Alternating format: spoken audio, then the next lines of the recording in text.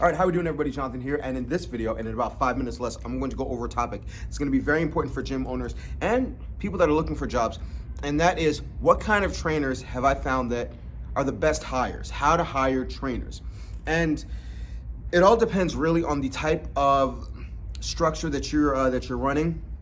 My structure is very rigid in that I do the programming.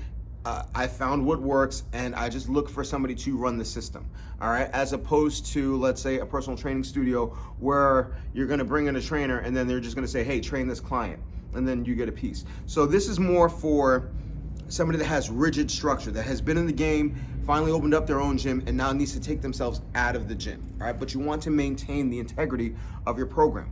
So I found that the number one type of person that I like to hire is somebody that's older, with no personal training experience, all right? And that usually is somebody that has trained with me for a very long period of time. So they are a client, they were a superstar, I helped them to grow, they understand my system, and that is the easiest transition over to the workforce. They respect you, so that's been the easiest transition. I would say some of my best trainers are ex-clients, okay?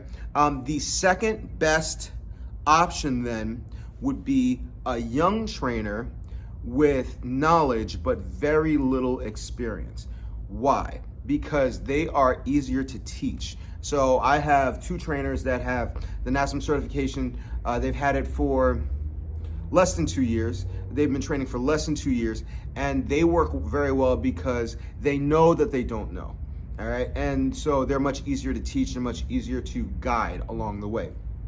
The type of trainer that I've had the least success with, and the type of trainer that I'm least likely to hire ever again, is going to be an older trainer with a lot of experience. And here's why. Normally, they come in having tested out a bunch of their own theories in smaller scenarios, like their own one-on-one clients or working in a big box gym.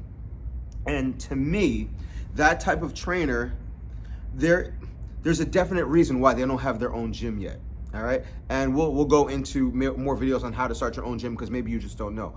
But in some cases, it's because they don't have the knowledge or the guts to go out on their own. So then they may take a look at an environment like mine and say, all right, this is where I can implement all my ideas.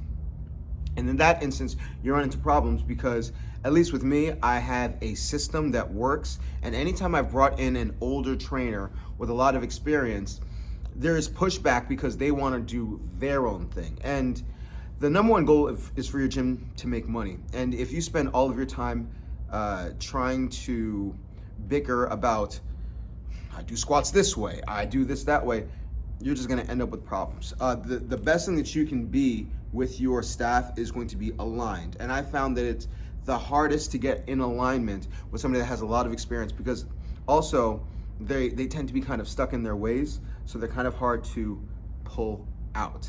All right, but now if you're running a personal training studio, let's say, and you don't want your hands on anything as it relates to programming, then that's the kind of trainer that you want, because you're basically like, hey Jim, here's Mary, train her, and then Mary's just gonna pay me and then just keep her happy.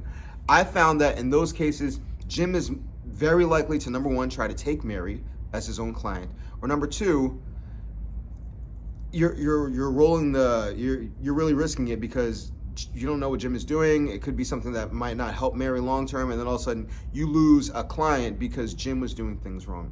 So that's been my own personal opinion. And if you're looking to get into a scenario where you want to be hired, especially as a young trainer, as I believe that's a lot of people that follow me, the best thing that you can be is a sponge, all right? Somebody that's willing to learn, because I gotta tell you, I have zero patience for that kind of stuff. But that's just something that was on my mind. I have a lot more videos to make, but I'm at about 4.5 minutes, so I gotta wrap this up. So thank you very much for watching. Remember, if you have any questions or comments, put them in the comment section below. You know that your likes and comments are what's gonna help this channel, and give me the idea that you enjoy the content that I make. If you want more content or different kind of content, put them in the comment section. But my 5 minutes are done, so I'm gonna let you go. I will see you in my next video. And remember, as always, remember to eat healthy, hydrate, drive safe. Stress levels okay, rest, don't stop anybody. Love your clients, say I love you back. I'll see y'all tomorrow or the next day, and you have a good one.